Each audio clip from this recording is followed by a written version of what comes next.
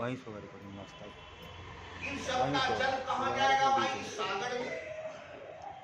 लीजिए उठाइए। और सागर को कामना नहीं रहता है कि हमें छोटी छोटी नदियां आके मिले। सटाइए ना। और यदि सागर में ये सब नदियां मिलती भी है तो सागर बढ़ता नहीं है, याद रखिएगा। यहां गंगा जी बढ़ जाती है तो चंपा नाला फुल हो जाता है, लेकिन यही बढ़ती हुई गंगा सागर में गिरती है तो सागर बढ़ता नहीं है, ज्यों का क्यों रहता है। उनको कामना नहीं है कि नदियां हमें आके मिले। उसी तरह से भगवान की भक्ति करने वाला जो मानव होता है, महानुभाव है, वह अर्थ धर्म के पीछे, उनके पीछे या उनकी कामना नहीं करता। वो अपने आप आएगा बिना कामना किए। कामना यदि कोई करता है भक्त तो कोरे मूर्ख है वो। जीवी सरिता सागर मह जाही, यद्यपि ताहि कामना नाही।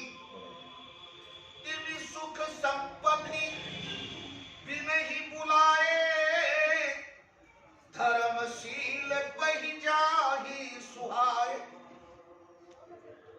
यहाँ धर्मात्मा व्यक्ति के पास सुख समृद्धि अपने आप आती है। भगवान की भक्ति करने वाला व्यक्ति कभी सुख समृद्धि भगवान से मांग नहीं करता। ध्यान रखिएगा, कामना भी नहीं करता है। जैसे सागर कामना नहीं करता है, तैसे ही भक्त जो होता है भगवान की सेवा करने वाला, वह कामना नहीं करता, फिर भी सुख समृद्धि उनके पास ही आती है। तो मैं आपसे निवेदन कर रहा था कि मानव का सर्वोपरि लक्ष्य है भगवान की भक्ति करना। जो मानव भगवान की भक्ति नहीं कर रहा है, उसके लिए हम एक बहुत सुंदर कविता अपना बनाए हैं। जिस फूल में गंध सुगंध लगी, उस फूल को तो मुरझाना भला है। जिस अमृत में निज मान नहीं, उस अमृत से विष पीना भला है।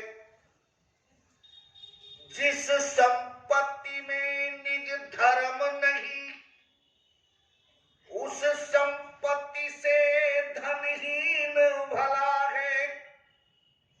और जिस मानव में हरि भक्ति नहीं, उस मानव को मर जाना भला है। मानव तन प्राप्त करके भगवान की भक्ति नहीं कर रहा है, ये कितना बड़ा आश्चर्य है। किस चक्कर में पड़ा है।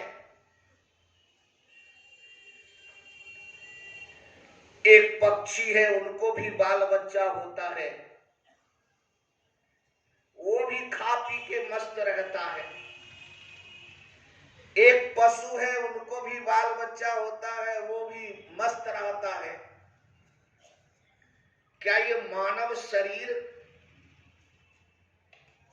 पशु पक्षी की तरह ही है क्या? पशु पक्षी से धर्म नहीं हो सकता, पशु पक्षी से सुंदर कर्म नहीं हो सकता। एकमात्र यह मानव तन है जिस शरीर से वह सुंदर कर्म कर सकता है, धर्म कर सकता है, सत्संग कर सकता है, मानव तन छोड़ करके बिरले अपवाद कोई जीव यदि धर्म में है तो उसे गिनती में नहीं लिया जाता, वो अपवाद में है। अपवाद में कहा जाता है। एक कथा है सज्जनों, कभी कभी जानवर से भी धर्म हो जाता है, वो जान के नहीं करता है। एक गाय जंगल में चर रही थी, एक शंकर जी का मंदिर था। एक सिंह ने देखा, गाय पर टूट गया। गाय प्राण बचाने के लिए मंदिर के चारों तरफ घूमने लगी, सिंह भी घूमने लगा। प्राण बचाते बचाते अंतिम में भगवान शिव के ठीक सामने, गेट के सामने गाय ठोकर लगी, गिर गई। सिंह ने दबोच लिया। भगवान शिव के दरबार में सामने में शरीर छूटा, गाय मर गई। उसका पुनर्जन्म मनुष्य तन में मिला। वो जान के नहीं घूम रही थी, घूमने मतलब परिक्रमा। आप शिव जी के मंदिर या कोई मंदिर के चारों तरफ घूमते या घूमती हैं तो परिक्रमा होता है। और परिक्रमा का नियम है, यानि कानि च पापानि जन्म जन्मांतर कृतानि च। जन्म जन्म के पाप एक एक पद परिक्रमा करने से नाश हो जाता है। जो जो पग आगे बढ़ता है परिक्रमा में, त्यों त्यों उसका पाप नाश होता जाता है।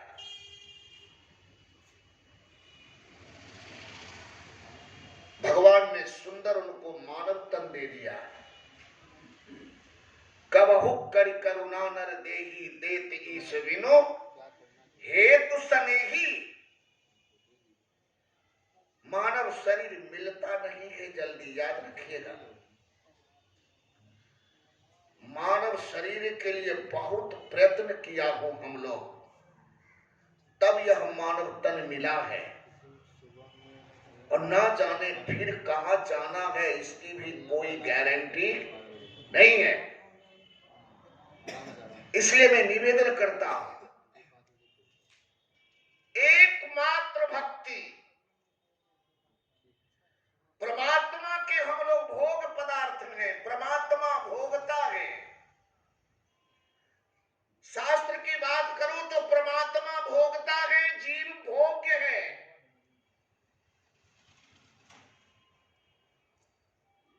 परमात्मा सबके पति है, वो रघुपति है। रघु का अर्थ होता है जीव, पति का अर्थ होता है स्वामी। जीव मात्र के वो स्वामी हैं। ऐसे स्वामी की सेवा करना हम सेवकों का परम धर्म है। हम सब सेवक अति बड़ भागी,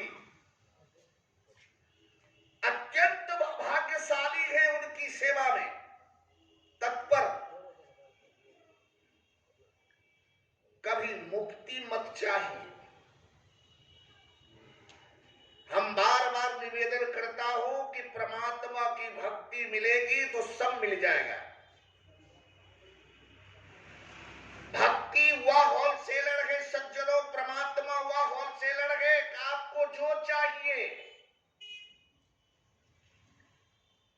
तुलसीदास सब भांति परम सुख, जो चाहसी मन मेरो, तो भज राम काम शव पूरण, करे कृपा निधि तेरो। जो चाहिए,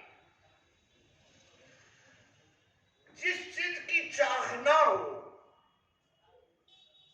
भक्ति सब पूर्ण कर देती है। भक्ति कभी किसी को सज्जनों ठगती नहीं है।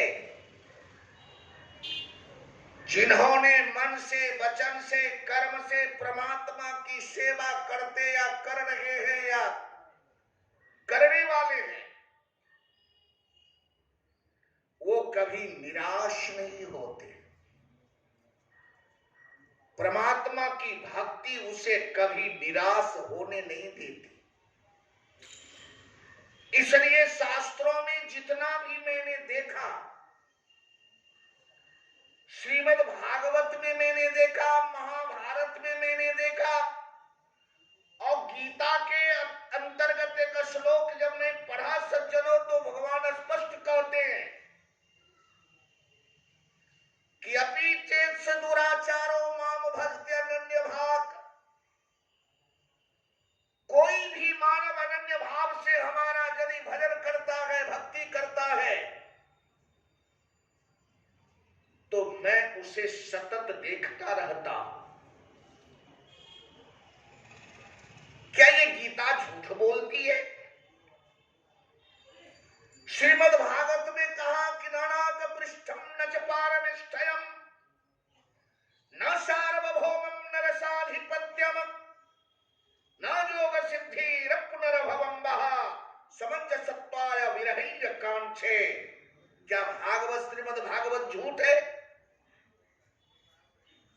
और हम कलयुग के लोग बड़ा सत्यवादी। मैं आप लोगों से हाथ जोड़ के निवेदन करता हूं कि भगवान की सेवा सर्वोपरि है। भगवान की भक्ति मानव के लिए उतना ही जरूरी है इस शरीर को जितना भोजन की आवश्यकता है। हमारे साधु समाज में पूछा जाता है कि तुम्हारा आहार क्या है? यदि कोई साधु अनजाने कह देता है कि दाल भात रोटी साग, तो अच्छे महात्मा समझ जाता है कि ये साधु साधु नहीं है, ये साधु सिर्फ पेट पालने वाला है।